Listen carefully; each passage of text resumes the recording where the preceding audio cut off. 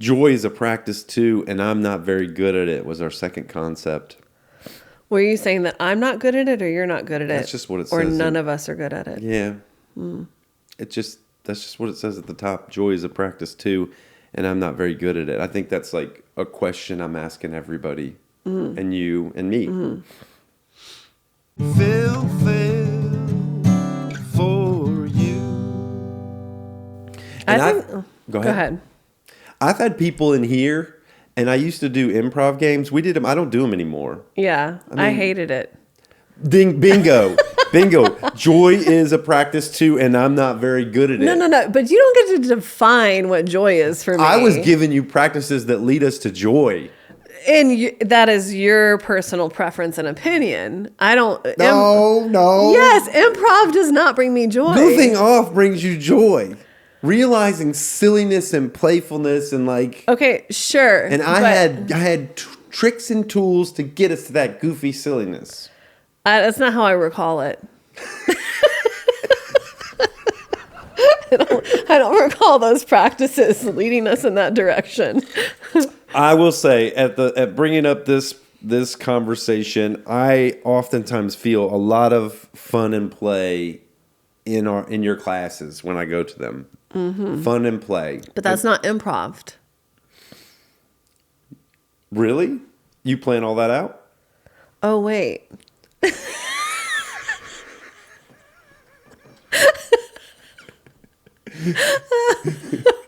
why? I don't think I fully understand improv. Well, I think the reason it doesn't work here is because I'm inviting games to get to there, and you're improvising in the current moment in playful ways. But that's kind of planned because you're like, this is the thing that we're gonna do. Right. It kind of forces it. Well, it doesn't force that. It just happens naturally when you release yourself. I don't like force. Okay. Like when you give in, or that's also not a good word, huh? We can move on. When you release, or when you soften to silliness and playfulness, oftentimes people don't want to be seen in that way. There have been men that have sat there. The Father Bill Wigmore sat there, and he was like, I didn't like that. Mm-hmm. He did it. We played. He went there. But for him, it was a growth edge. It was something that was challenging for him. Yeah. Next time he came back, he said, I don't really want to do that. But my grandkids loved it. Mm-hmm. I was like, well, why? Why did your grandkids love it? Yeah. Because they loved seeing me in that playful way. Oh, uh-huh. I don't know. I think, why are we not good at joy? You're good at joy. It's always fun and play in yoga. There's always laughter, and silliness. Or maybe is that just me? No, I mean, I don't want to. I do think I'm good at joy. There's other things I'm not good at, but I do think I'm good at joy. You're good at joy. Yeah. Mm-hmm. It says, in the work that you do, trauma, displacement, grief, dysregulation, joy can start to feel either inaccessible or suspicious. Explore the deliberate practice of joy. But you don't really have a deliberate practice. It's just natural.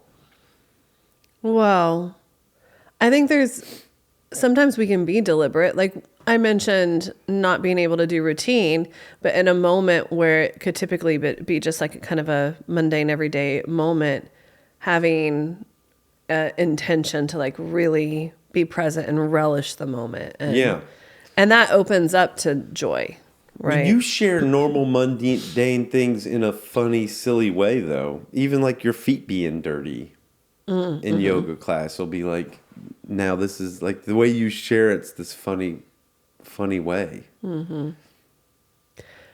Finding some silliness in the mundane. Mm-hmm.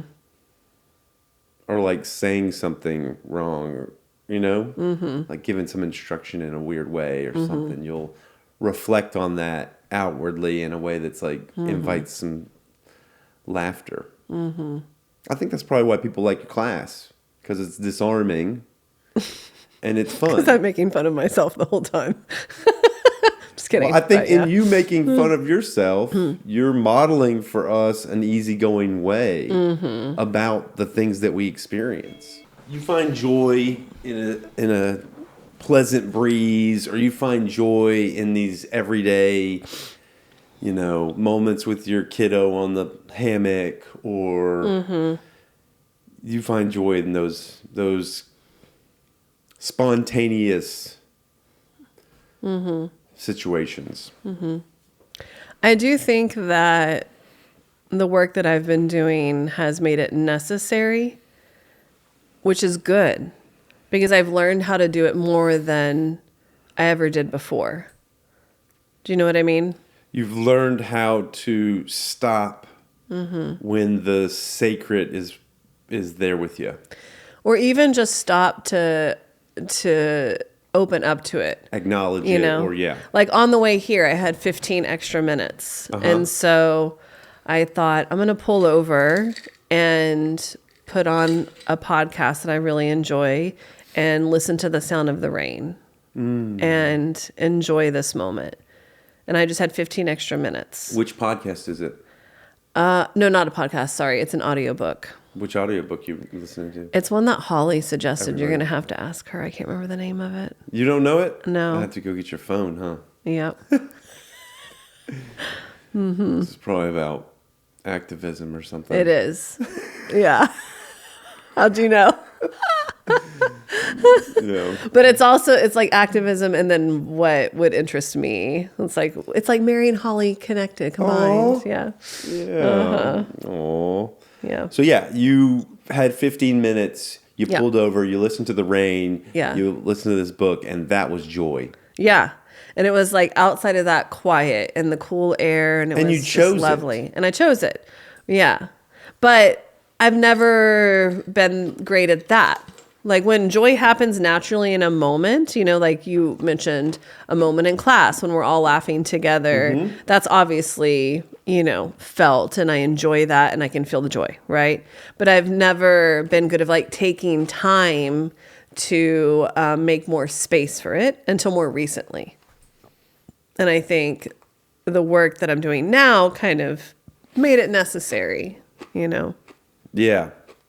And that's what I realized, like back, when it was overwhelming and everything that I was kind of witnessing and hearing throughout the day would then impact my life outside of it, like the swimming pool or whatever it may be, So that's one way you do it. You pull over, you listen to the rain, you put on a audio book. What's other ways what are your other recipes for joy?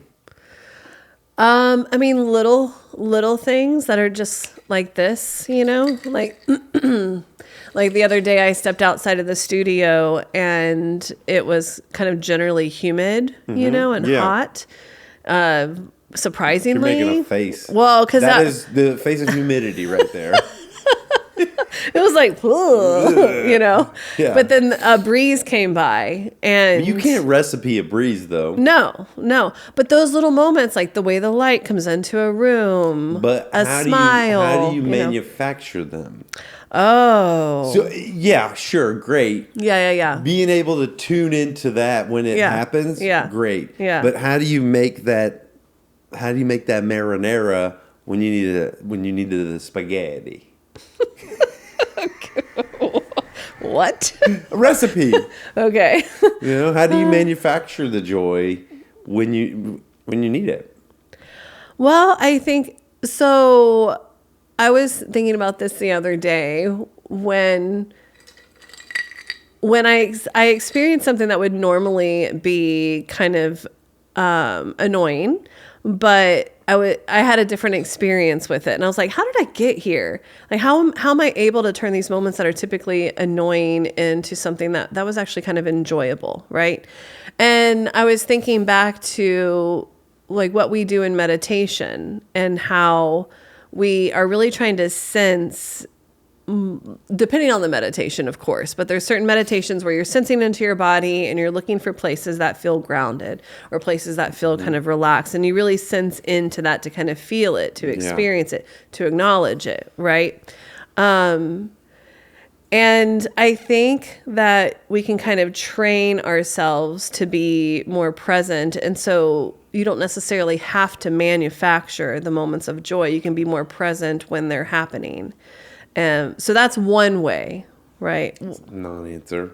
Okay. Another way is you figure out the things that bring you joy and then you try to schedule it, you know? What things bring It's you like, joy? Well, 'Cause you can't schedule that hammock with the kiddo. that is true. Coffee Coffee any in the joy morning. related to your kids doing something, Yeah.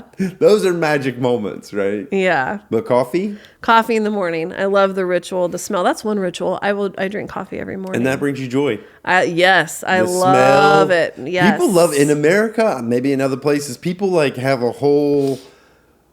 That's their Zendo. Yeah. That's their Yeah. thing. They've got the little thing with the thing and pour it Yep. over the thing and tap it down, and then Yeah. they're putting serious effort and ritual into that. Yeah, and I think I think everyone has to figure out what brings them joy or what brings them contentment or What else other than coffee? for me personally. Yeah. Conversations with she's one of my oldest friends. And Homegirl? so her name is Homegirl? Jilly. Jilly. Shout out to Jilly. Jilly in St. Clair Oh, in wow. Nashville. Phone? Oh, so it's phone or video? Phone. So always phone. It's So- funny, as we did this, I got a phone call from one of my best friends. Really? Yeah, I'm going to call him when we get done. Yeah. Yeah, that's definitely something that brings me joy. Yeah. Yeah. A phone call with a friend. Painting. I Painting. love painting. Baths. I used to hate sitting in a bath. I was like, why does anybody do this? You have to like sit here and you're not doing anything. That was great. Right? Get some Epsom salt in there. I like a bath.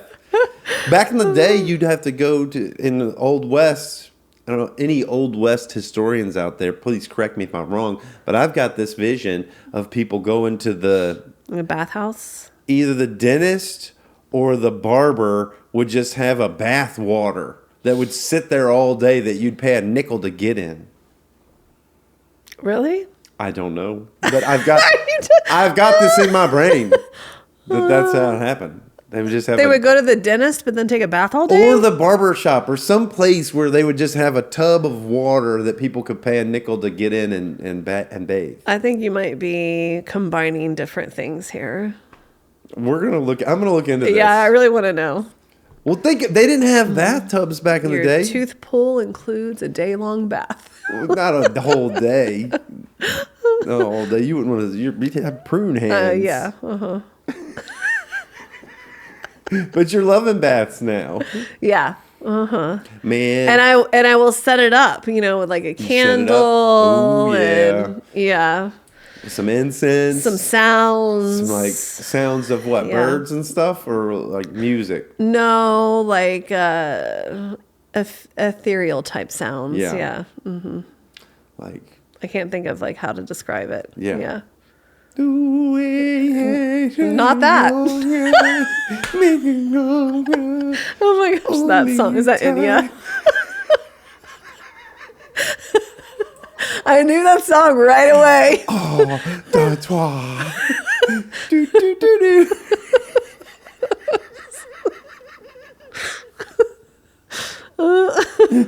The deep forest or something. Yeah. Not that. one. Far from it. That's funny. I dig a lot of your music that you play. You play Sigur Rós in there, don't you? Yes. I know. I know that music, and then I think I know that music, and I'm gonna mention it, but I never do. You also play. You play Sigur Rós. You play Broken Social Scene's first album, right? Feeling Good, Lost. Oh, I think so. Yeah. It's one of my favorite albums because it was their first ambient album they did. That's good music. That's good music. All right, that's a recipe. You got some recipes.